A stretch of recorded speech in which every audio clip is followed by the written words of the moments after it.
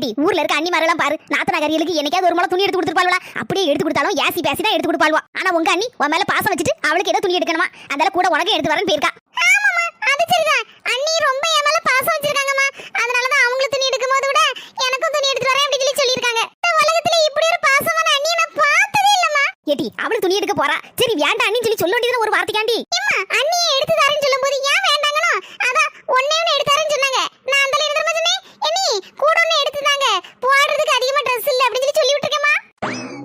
எப்படி idea? 2 Dress கிடைக்குமா இன்னைக்கு? எண்ணி ஏன் இவ்வளவு லேட்? நாத்துக்குட்டி, எனக்கு துணி எடுத்துட்டேன். உனக்கு துணி எடுக்கிறதுக்கு நீ போகும்போது என்ன சொல்லிவிட்ட?